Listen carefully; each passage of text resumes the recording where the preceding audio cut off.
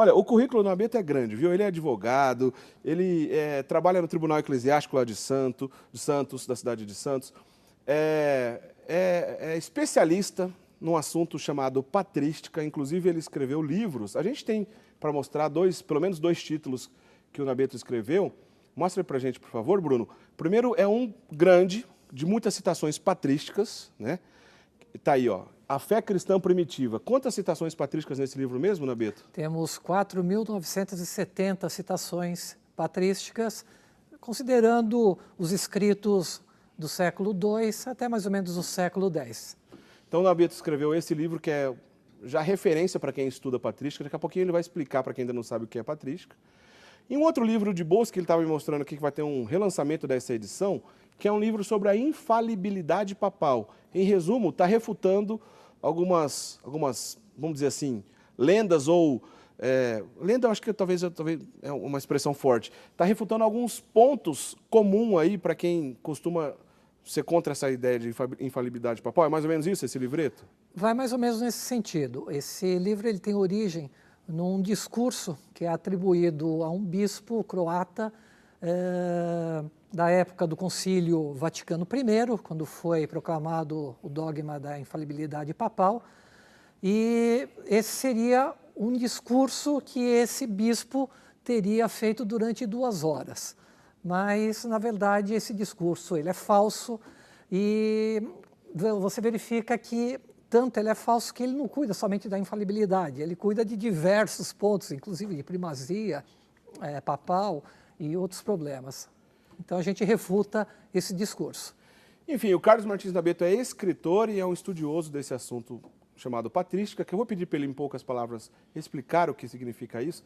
Bom, olha, esses livros que eu acabei de mostrar, eles não estão aí para o sorteio, viu, gente? Se você quiser procurar esses livros, a gente está só apresentando aqui a obra do Nabeto. É na editora Clube de Autores? Clube de Autores. Se você pesquisar na internet Clube de Autores e o nome dele que é Carlos Martins Nabeto, como a gente já falou agora há pouco, você vai encontrar certamente essas obras e outros ainda, que ele escreveu outros livros também.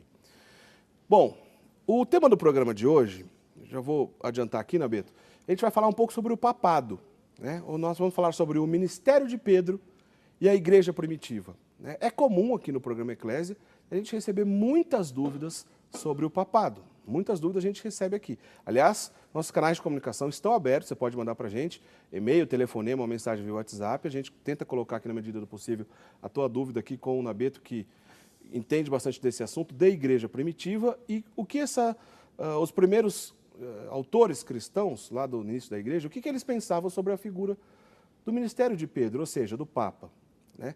Essa ideia de que algumas pessoas defendem de que o papado nem sempre foi assim na igreja, a gente vai falar já sobre isso. Porque eu estava dizendo que o Nabeto é especialista em patrística. Em poucas palavras, o que é patrística, Nabeto? Tá. Patrística, de certa maneira, assim, de modo mais simples possível, ele se refere aos escritos que os primeiros cristãos primitivos escreveram. A maioria deles, bispos, mas também tem alguns escritores eclesiásticos e, por exemplo, neste caso do livro, nós estamos trazendo citações tiradas dessas obras desde, então, o final do século I, quando o cristianismo sai da era apostólica, até mais ou menos o século X. Mas a patrística, pela maioria dos autores, considera até o século VII, até o século VIII. Quer dizer, os escritos, então, até o século VII, século VIII, que diz respeito à formação da comunidade cristã primitiva, as orientações, escritos de importantes teólogos da época, papas, grandes santos, tudo isso, resumindo, é a patrística. Exatamente. Então, o Nabeto estudou tudo isso, é um especialista, um escritor desse assunto, e a gente tem um privilégio de receber ele aqui. Na outra vez que você esteve aqui, Nabeto, eu lembro que a gente falou um pouquinho também sobre a Bíblia e a relação com a igreja primitiva. De certa forma, a Bíblia está presente de novo nessa discussão, já que hoje a gente vai falar sobre o Papa. Vamos já começar por aquela questão que eu estava adiantando aqui. Você deve ter ouvido falar por aí, é comum até a gente ouvir esse tipo de discussão, na internet e fora dela também, algumas lendas que vão dizer assim, olha, o papado nem sempre na igreja foi assim. Começou lá com o imperador Constantino, ou isso é invenção da Idade Média. Nabeto, aonde a gente começa a buscar fontes seguras para que a gente possa refutar essas lendas e a gente possa fundamentar do ponto de vista também histórico a nossa fé católica de que a primazia de um bispo de Roma sempre existiu na igreja? Certo. Bom, essa ideia de que o papado seria uma criação medieval, ela provavelmente vai levar em consideração o fato da queda do Império Romano do Ocidente, no ano 476 depois de Cristo. Certo. Por quê? Porque aí, com a queda do Império Romano do Ocidente, o imperador romano deixa o Império do Ocidente e vai encontrar refúgio lá no Império Oriental. Que a sede já era em Constantinopla, em Constantinopla, né? desde Constantino, por volta lá de 325, por aí. Só para localizar, Constantinopla é Istambul. Istambul isso, Bizâncio na também, né? Também chamado de Bizâncio. Antes de tudo isso chamava Bizâncio. Quando a gente fala Bizâncio, Constantinopla ou Istambul, está falando da mesma cidade. Do mesmo local. Tá. Então, com essa saída, com essa queda do Império Romano, o povo ele vai buscar refúgio aonde? Se não tem mais imperador, eu vou buscar refúgio em outro tipo de autoridade. Então, numa autoridade espiritual, que é o Papa. Certo. Então, nós vamos encontrar grandes figuras, como, por exemplo, o Papa São Leão I. São Leão I, ele enfrentou, ele foi ao encontro de 2 bárbaros. Ele foi ao encontro do famoso Átila, o Huno, para que os bárbaros não invadissem ali Roma e destruísse. E conseguiu. Nesse ponto, ele conseguiu o seu objetivo. Né? O Átila pediu para que fosse pago um determinado tributo e, com base nisso, poupou a cidade de Roma. Posteriormente, Genserico também tentou, os vândalos invadiram ali também, o Papa tentou novamente, né? São Leão novamente tentou conversar com ele, tentou entrar num diálogo, não conseguiu, mas houve um saque durante 15 dias ali, mas conseguiu que pelo menos o povo fosse poupado. Em tudo isso você está querendo dizer para a gente que após a queda da parte ocidental do Império Romano, a figura do Papa criou um destaque maior do que antes não tinha? Era isso? Não? Exato, ele acaba tendo uma concentração também política. De certa maneira. Entendi. Né? Mas ele já tinha, antes disso, o seu reconhecimento, a sua autoridade espiritual. Né? E aí nós podemos recorrer para a própria Bíblia. Nós podemos. Para começar, a gente for nessas bases bíblicas, a gente vai começar, então, o primeiro lugar para encontrar, vamos dizer assim, o refúgio concreto para a gente deixar bem claro a nossa fé católica de que sempre existiu a figura do Papa do jeito que a gente conhece até hoje. Né? Exatamente. E temos que considerar um ponto muito interessante, que, por exemplo, existem aquelas pessoas que também vão falar assim, né, a criação de Constantino, né, o imperador romano que aceitou a tolerância ao cristianismo. Então, ele que foi o primeiro Papa. Não é verdade. Tanto não é verdade que Constantino ele vai em 313, publicar o Edito de Tolerância, né, o Edito de Milão, e só que nesse ano já existia um Papa. E, posteriormente, já existe outro Papa. Então, a gente vê que Constantino nunca poderia ter sido o primeiro Papa, porque já existia um Papa antes dele. Bom, então, para ficar bem claro, o ano 313, isso a gente vira e mexe fala aqui no programa, foi aquele ano que o imperador Constantino parou a perseguição com os cristãos, né? Esse chamado Edito de Milão, que você comentou agora há pouco, do ano 313, a chamada Paz de Constantino, né? A igreja parou de ser perseguida, parou aquela matança. Mas, alguns anos depois, no ano 380, o outro imperador chamado Teodósio, lá pelo ano 380, foi ali que oficialmente o cristianismo tornou-se religião oficial do Império Romano. Então, duas coisas distintas aí, né? Constantino 313 e a Paz de Constantino. Parou a matança. 380, o imperador Teodósio oficialmente instituiu o cristianismo como religião oficial do Império Romano. Exatamente. Mas a queda do Império Romano foi mais para frente, 476. Exatamente. 476, quer dizer, Constantino está bem antes, está bem para trás dessa queda desse império aí. Exatamente. Então vamos lá. E antes de Constantino já existia Papa. Já existia Papa. Era Messíodes. Inclusive, olha só, no decorrer do programa nós vamos mostrar algumas citações provando o que o Carlos está acabando de dizer. Mas vamos voltar para o início da coisa, para a Bíblia. Aquela famosa passagem, você põe para a gente aí, Bruno, a nossa primeira passagem aí, aquela que Jesus disse a Pedro, eu digo que tu és Pedro, sobre esta pedra edificarei minha igreja, inclusive está aí, ó, o texto de Mateus. Eu te digo que tu és Pedro, sobre esta pedra edificarei a minha igreja, e as portas do inferno não prevalecerão contra ela. O que a gente ouve dizer por aí, vamos ser claro aqui, principalmente entre os protestantes, eles vão dizer o seguinte, bom, quando Jesus estava dizendo isso para Pedro, não necessariamente ele queria fundar na pessoa de Pedro essa igreja. E tem algumas interpretações que Jesus teria dito sobre ele mesmo, ou sobre a palavra, enfim. Como é que a gente entende isso da maneira correta, Nabeto? Conta pra gente. Certo.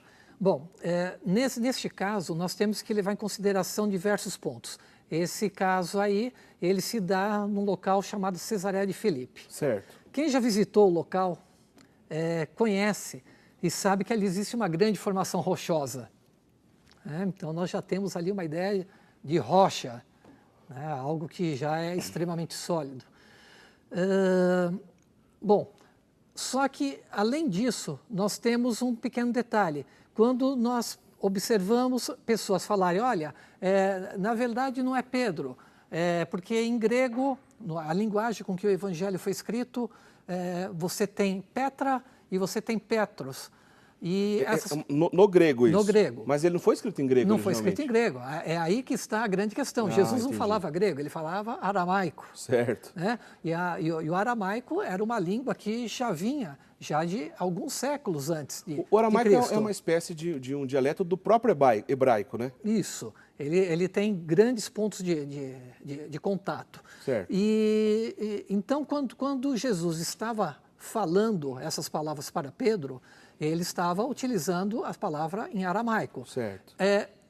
Muitos estudiosos, e não apenas estudiosos por perceberem que o Evangelho de Mateus tem muitos hebraísmos, mas também com base na própria tradição, sabe-se que o Evangelho de Mateus ele foi escrito em aramaico ou em hebraico. Certo. Existe esse ponto.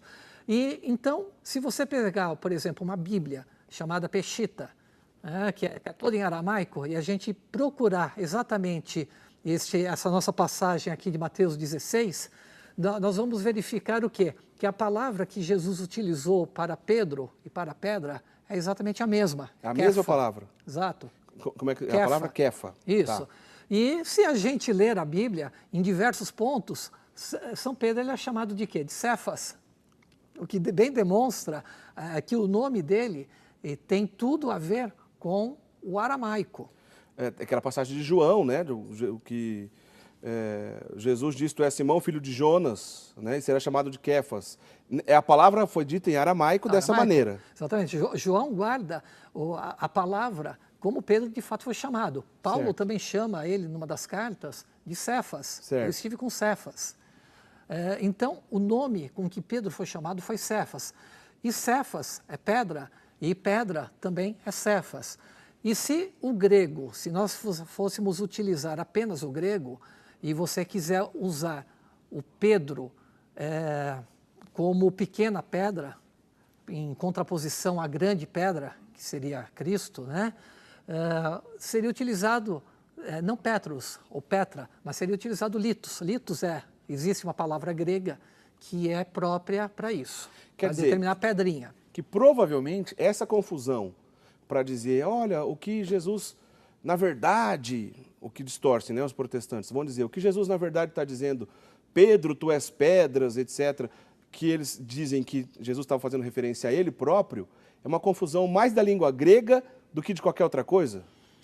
E tem algo que também vem a crescer a isso. Se nós pegarmos a expressão que Jesus dirige a Pedro, ele dirige, se a gente pegar a expressão, bem-aventurado és tu, Simão Pedro, né, e continuarmos até aquela passagem que fala, e tudo que desligares será desligado no céu, se pegarmos toda essa expressão, nós podemos dividi-la em 7 expressões. Primeira expressão, bem-aventurado és tu, Simão Pedro, porque não foi a carne e o sangue que te revelou, mas o meu Pai que está no céu.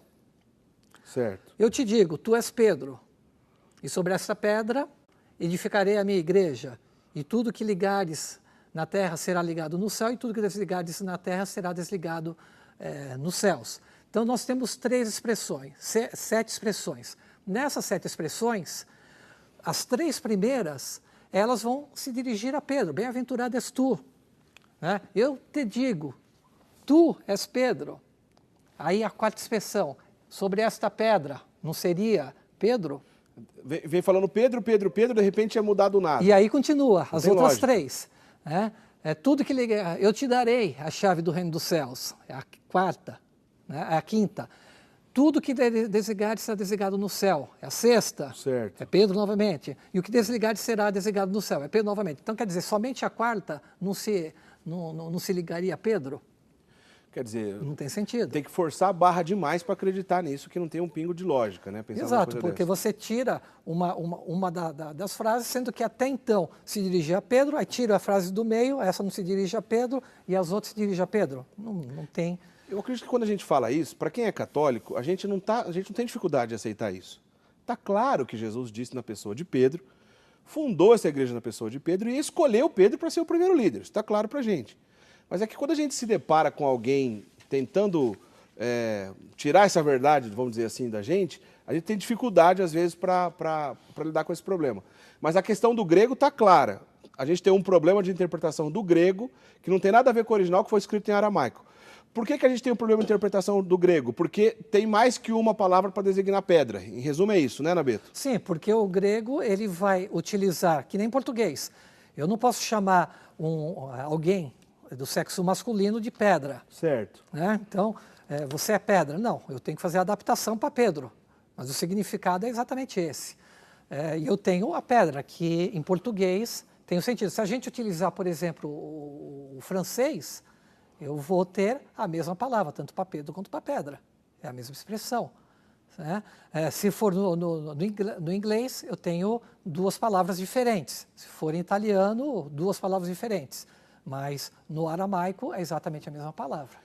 Bom, em resumo, para a gente entender, é claro que Jesus fundou a igreja dele e única, na pessoa de Pedro, já designando ele como uma missão especial, diferente de todos os outros apóstolos. Isso está claro, o programa de hoje, a gente não está aqui querendo lembrar o óbvio, a gente está querendo fazer uma passagem geral sobre o que a igreja primitiva falava disso. Mas não tem como fugir do que a gente acabou de dizer aqui, a gente não teria como não iniciar dessa maneira. Mas legal que você falou agora há pouco. Ô Bruno, coloca pra gente aí, por favor, a citação 8 que a gente tem, é aquela de João 20, versículo 23, aqueles a quem perdoardes os pecados, né, lhes serão perdoados, e aquele a quem os retiverdes, lhes serão retidos. Está aí, ó, a passagem está no ar, vamos lá para a gente ficar bem claro essa passagem. Aqueles a quem perdoardes os pecados, lhes serão perdoados, e aqueles a quem os retiverdes, lhes serão retidos. Quer dizer, de quebra, a gente está aqui diante de uma afirmação muito profunda e que deixa claro quando alguém vem perguntar para a gente onde estão as bases bíblicas dos sacramentos. Esse sacramento, eu acho que está claro, né? Qual é o sacramento, Nabeto? Penitência. O sacramento da confissão, da penitência, é claro, né? Está aí, não tem como, não dá nem para a gente tentar alguma interpretação, porque está direto. Sim. Né? E como é que eu vou perdoar, eu como apóstolo, vou perdoar o pecado se eu não sei qual é o pecado? Se não foi confessado o pecado. Pois é. Então, o fundamento bíblico da confissão é esse versículo que a gente acabou de ver. Mas é interessante, porque por mais que a gente mostre e está claro, alguém ainda talvez não acredite, alguém vai dizer assim, não, mas tá bom, beleza. Jesus falou isso para Pedro, mas isso não significa, alguém pode dizer, isso não significa que depois de Pedro, o sucessor dele também era papa e assim por diante e tudo mais. Nós sabemos que Pedro, antes de chegar até Roma, ele percorreu um caminho interessante aí, né? Fundou, entre outras coisas, a igreja de Antioquia, mas não só isso, passou por outras regiões também, né, Nabeto? Sim. Ele passou pela Bitínia, por exemplo. Ele realizou diversas viagens apostólicas. Por exemplo, ele passou não apenas pela Bitínia, como pela própria Antioquia, pelo Ponto. Ele não ficou parado apenas em Jerusalém. Por isso que até existe uma certa confusão quando se acha, por exemplo, que Tiago ele era o presidente da Assembleia de Jerusalém. De fato, ele estava ali em Jerusalém, ele era o bispo local, mas pensam que ele exercia uma autoridade maior do que Pedro.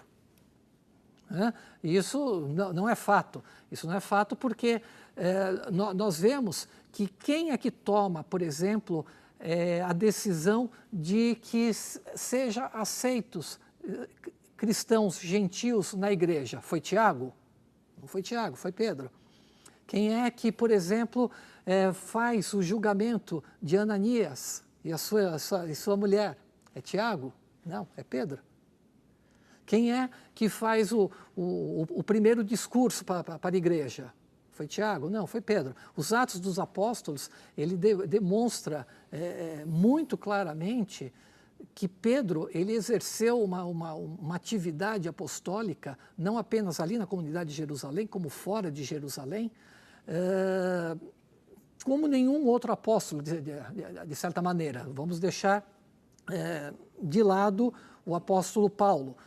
Paulo mesmo, ele vai se dirigir a Roma, mas Pedro mesmo, ele passa por Antioquia e, por fim, ele se estabelece em Roma. Foi algo assim muito interessante, porque da mesma forma como Pedro, ele aceita cristãos que não sejam judeus, isso daí demonstra exatamente que a igreja estava aberta. A igreja, ela não era algo fechado em si, ela precisa se expandir, e ela se expande para fora de Jerusalém. Certo. E qual o local mais apropriado para isso?